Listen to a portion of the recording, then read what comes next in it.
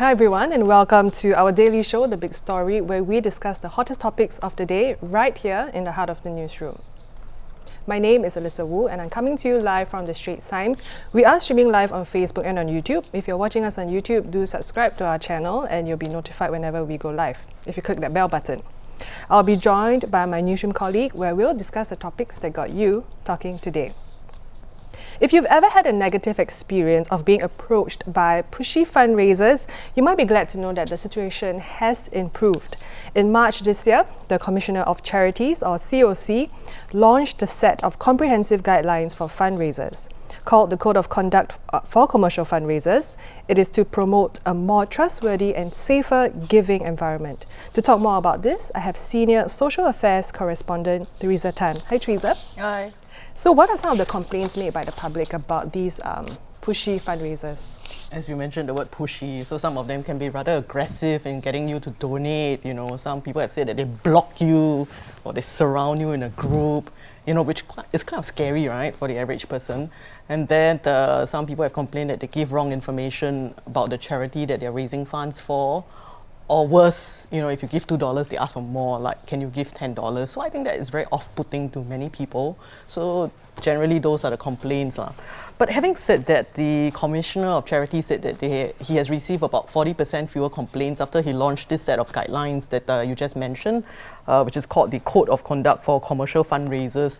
Essentially, it spells out the do's and don'ts, you know, what's acceptable, what's not, and it states very clearly what the law is when it comes to fundraising.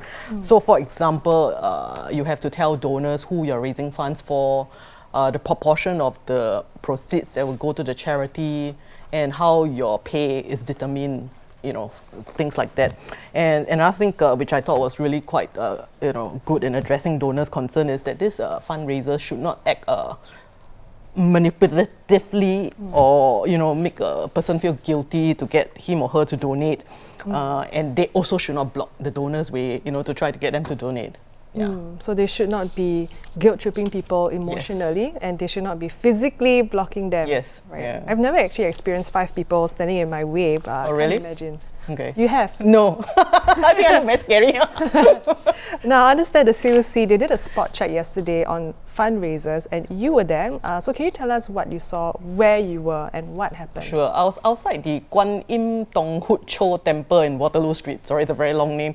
So, you know, I was told that on the 1st and 15th day of the lunar calendar, the temple is packed with worshippers or devotees. So yesterday was the first day of the 9th month in the lunar calendar. And so there were really a lot of people, you know, and there were like at least 4 charities raising funds outside the temple. You know, many of them stationed themselves at the exit of the temple. So when you come out, right, they are there with the donation box asking you to donate.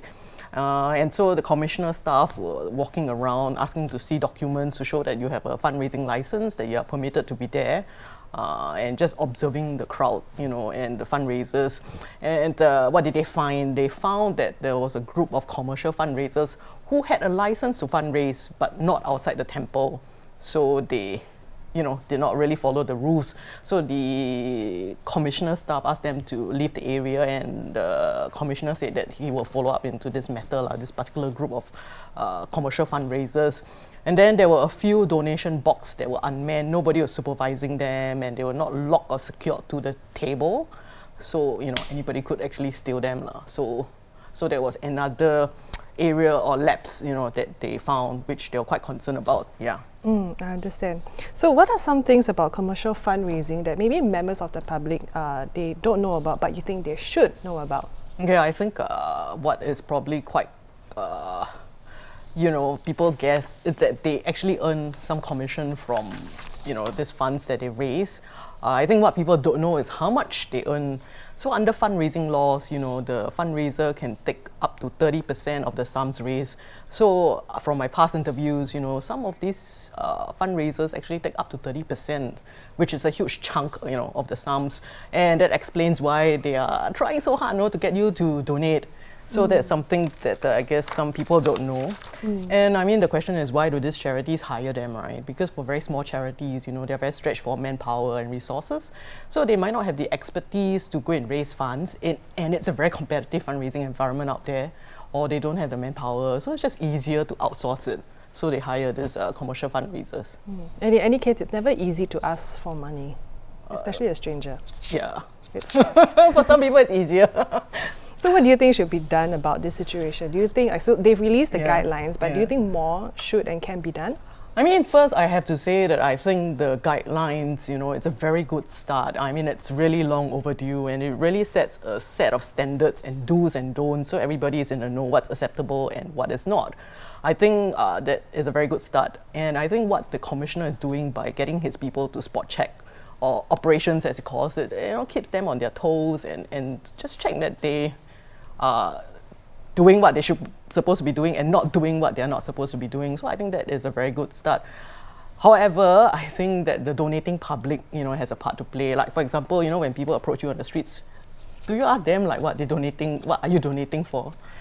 I usually tend to just skip and say, sorry, I gotta go, because they usually ambush me at the exit of an MRT station. And that means usually I'm on the go, I have to go somewhere, so I don't really have the time. Okay. So.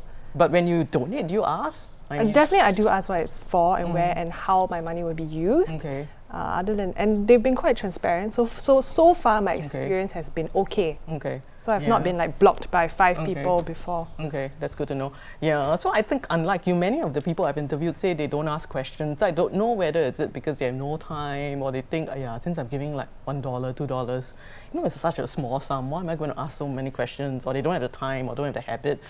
But I think, and what the commissioner is saying, that people should ask questions, to promote informed giving. If anything, it just puts these fundraisers on their toes. They know that people are not giving blindly, they're questioning.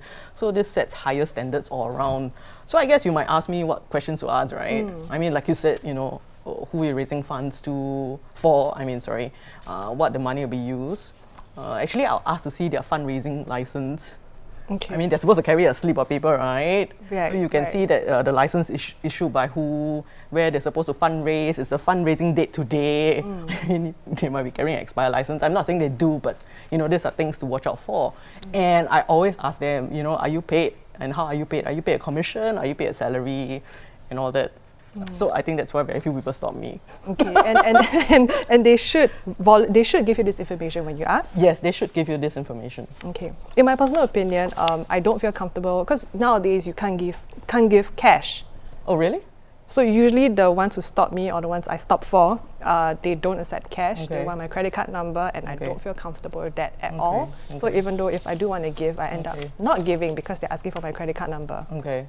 Yeah. And it's probably a larger sum than, let's say, yes, they basically want to lock me in for a period of time. So a recurrent donation. Okay. Yeah. So these are all questions that people should ask, because I think the worst thing to happen is that this puts you off giving to charity totally. Which is a shame. Which is a shame. Yeah. So I think that you should know that there are some charities who are doing better in terms of governance, in terms of fundraising practices, running the organization, and there are some that could improve in the way they do things, but you should not let one bad example deter you from donating. Yeah. So I think all of us have a part to play. It's just that most of the time we're just too busy, right? I just want to please go away. I agree. Well, thank you so much, Teresa, for sharing. Thank you. That was our top story for the day. For more news and videos, do log on to straitstimes.com. Once again, I'm Alyssa. For more big stories, join us again tomorrow, same time, same place.